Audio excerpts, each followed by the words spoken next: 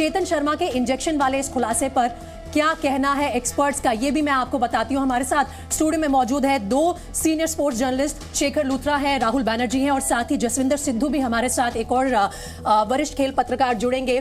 लेकिन दीपक जी, यहाँ पर सबसे पहले शुरुआत करते हैं अपने एक्सपर्ट्स से ही। शेखर, आपने बहुत समय कितना कवर किया है आपने शेखर क्रिकेट को, गेम ओवर हमने इसको नाम दिया है, गलत नहीं होगा। चीफ सेलेक्टर ने जो जो खुफिया कैमरे पर बातें कबूल की हैं, शुरू करते हैं उस फर्जी इंजेक्शन से जो हेल्प करता है बड़े बड़े खिलाड़ियों को उनकी फिटनेस फेक करने में। देखिए, इंजेक्शंस कई तरह के हो सकते हैं। इंजेक्शन सिर्फ ये स्पेसिफाई नहीं कर रहे हैं कि सिर्फ एक दर्द के लिए लिए जा रहे हैं। अगर आप सिर्फ दर्द के लिए ले रहे हैं, मैं मानता हूं कि ये एक चीज़ चलती है, वर्ल्ड वाइड चलती है कि आपने सिर्फ उस दर्द को उस पर्टिकुलर मैच के लिए किया। लेकिन यहाँ पर ऐसे भी लोग हैं जिनको इंजरी लगातार रही है। ऐसे बहुत से ऐसे प्लेयर हैं, खासकर जब आप बुमराह की बात कर रहे हैं, फिटनेस हमेशा से प्रॉब्लम रही है उनको। लेकिन क्या बुमराह लगातार इंजेक्शन ले रहे थे? अगर ले रहे थे तो किस तरह के ले रहे थे? अगर आप दबाव में ले रहे थे? देखिए, दबाव तो होगा ही। दबाव तो देखिए, आजकल क्रिकेट अगर आपको ओवर द ईयर खेलना है, पुराना क्रिकेट तो है नहीं कि आपको कुछ लाख रुपए मिलना है। यहाँ तो करोड़ों रुपए का सौदा है। अब जो चेतन शर्मा खुद है, खुद भी तो करोड़ों का ही तो खेल खेल रहे हैं। अगर एज ए चीफ सेलेक्टर आपको ये सब कुछ पता है और आप फिर भी दबाव में आ रहे हैं संजू सैमसन या किसी और के कि उनको नहीं खिला पा रहे हैं, दैट ऑल्सो शोज कि आप कितने ज़्यादा नाकाम हैं एज ए चीफ सेलेक्टर। आपको कोई पूछ नहीं रहा। चेतन शर्मा प्रोबेबली पिछले कुछ टाइम में, खैर पिछले काफ़ी टाइम से काफ़ी खराब सेलेक्टर आ रहे हैं, मैं ये नहीं कहूँगा, लेकिन Chetan Sharma one of the weakest है फॉर सिंपल रीज़न, क्योंकि ये पार्टी कार्यकर्ता भी है। इनका जो सिलेक्शन का जो प्रोसीजर था, अगर आप पूरा देखें तो वो बीजेपी और जिस तरह का होता है, तो इसमें कोई खैर गलत और ठीक नहीं हो सकता। इन्होंने मैचेस भी खेले, सब कुछ, but point is does he have a से इन टीम सिलेक्शन? वहां पर प्रॉब्लम आती है। क्या इनकी तरह से टीम सेलेक्ट होती है? क्या इनके कहने से कोई फर्क पड़ता है? वहां पर मैं कहूंगा कि he is one of the weakest chief selectors जो हमने रिसेंट टाइम्स में। लेकिन राहुल, मैं आपसे यहाँ पर जानना चाहूंगा इस पूरे खुलासे का। चेतन तो कह तो गए, अब झोंक में वो कह गए, कई सारी बातें कह गए, उनको नहीं पता था खुफिया कैमरा है, ऑब्वियसली हिडन कैमरे का ऑपरेशन था। मैं सीधे आपसे जानना चाहूंगा इम्पैक्ट क्या होगा इसका भारतीय क्रिकेट पर। जो सर ने कहा, मैं करोड़ों नहीं मानता, मैं तो बोलता हूँ अरबों का खेल है, अरबों का खेल है ये। सबसे रिचेस्ट बोर्ड है हमारा, उसके चीफ सेलेक्टर ऐसी चीजें एडमिट कर रहे हैं खुफिया कैमरे पर, बड़ा सवाल है। दीपक, प्रीति, अब हम ऐसे जमाने से गुजर रहे हैं कि ये चीजें उठेंगी, कितने जोर से आगे ले लिए जाएंगी, that is the important thing. अब ये बहुत इंपॉर्टेंट बात निकली है कि ऐसे हो रहा है। दूसरी actually main thing is, Shekhar will also agree, हर स्पोर्ट्स जो एथलीट है, जो खेलता है, वो इंजरी लेके चलता है। That is part of their career, whether it is a low level, junior level. अब इनको मैनेज करना किस तरह हो रहा है? अब ये जो इंजेक्शन की बात हो रही है, ये किस तरह की इंजेक्शन यूज़ करी जा रही है? अब हाल ही में बीसीसीआई ने वाडा के साथ they have finally agreed to come under the dope control. बहुत टाइम तक अवॉइड किया ये, बहुत तब 2-3 साल पहले उसमें भी उन्होंने कुछ चीज़ें रखी हैं जो वेयर अबाउट्स क्लॉज है, they don't want to disclose for whatever reason. अब उन्होंने एक ये कहानी बना रखी इसको लेके।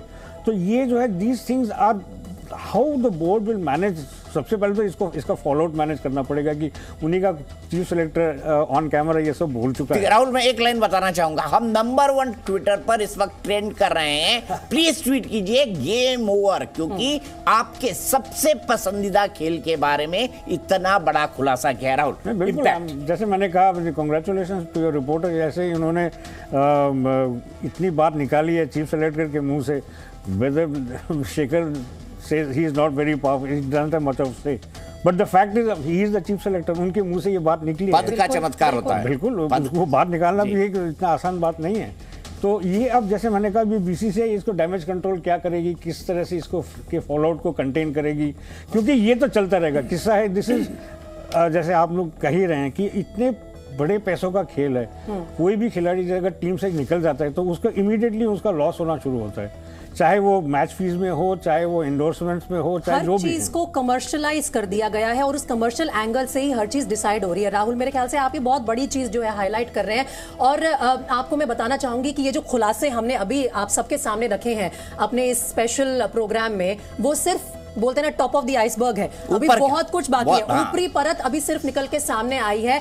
8 बजे आप ये प्रोग्राम, पूरे 2 घंटे का प्रोग्राम हमारे साथ रहिए। 8 बजे आपको एक और बड़ा खुलासा बताने वाले हैं जिसमें नाम जो है वो और भी बड़े बड़े सामने आएंगे। नाम नहीं बताएंगे प्रीति, लेकिन मैं आपको बता दूं, इतना बड़ा नहीं, इतना बड़ा जो क्रिकेट का नाम है जिसके बारे में हम कह सकते हैं कि नापा नहीं जा सकता उन कदों को, उनके बारे में साफ साफ बात की है चेतन शर्मा। वही बात है ना, और दीपक जी कहते हैं ना, क्योंकि क्रिकेट इज अ रिलीजन, जब धर्म की बात हो तो आप नाप ही नहीं सकते हैं। लोगों की जो भावनाएं जुड़ी हैं इस खेल के साथ वो बहुत ज्यादा डीपर लेवल पर जुड़ी हैं। एक बार जसविंदर सिद्धू जी का भी रुख कर लेते हैं। जसविंदर जी, आपने देखा हमारा ये खुफिया कैमरे पे जो चीफ सेलेक्टर ने एडमिट किया है, आपके हिसाब से सबसे ज्यादा चौंकाने वाली बात यह है कि इंजेक्शन लेकर हमारे जो टॉप स्टार खिलाड़ी हैं उन्हें फिट डिक्लेयर किया जा रहा है ताकि वो जल्द से जल्द बड़ी सीरीज में, बड़े टूर्नामेंट्स में टीम में शामिल हो, या ज्यादा चौंकाने वाली बात यह है कि एनसीए जैसी संस्था भी आपको शायद कहीं ना कहीं सही रिपोर्ट नहीं दे रही है?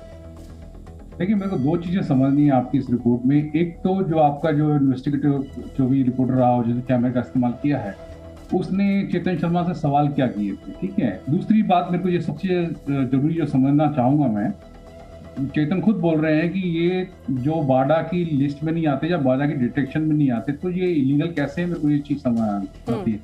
इंजेक्शन में कम से कम नहीं तो कम से कम 3000 के करीब ऐसी मेडिसिन है बाडा की लिस्ट में जो इंजेक्शन की वो बैन है, ठीक है। इसमें ये बोल रहे हैं कि ये वो एंटी डोपिंग में नहीं आता है। तो मैं वही आपसे पूछना चाह रहा हूँ कि ये मेडिकल टर्म में इलीगल कैसे है, मुझे समझना है कि किसी, अगर आपने इंजेक्शन लिया है जो लीगल टर्म में जायज है तो वो कैसे गलत है, क्योंकि वो बोल रहा है कि ये इंजेक्शन लेते हैं जो डिटेक्शन नहीं होता है, ठीक है।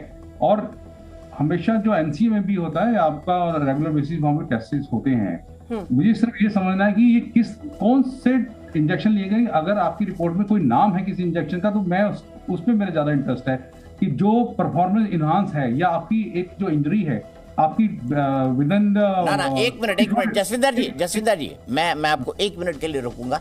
मैं आपको ये पूरा स्टेटमेंट चेतन का फिर से सुनाता हूं। वो खुद ही एक तरह से ये सवाल उठाने की कोशिश कर रहे हैं, भाई फिट नहीं है खिलाड़ी लेकिन इंजेक्शन लेके फिट हो रहा है। अब सवाल यहां पर ये खड़ा होता है, कौन सा इंजेक्शन, क्या इंजेक्शन, जो जसविंदर जी की बात है उसका जवाब देने के लिए फिर से सुन लीजिए चेतन ने कहा क्या है।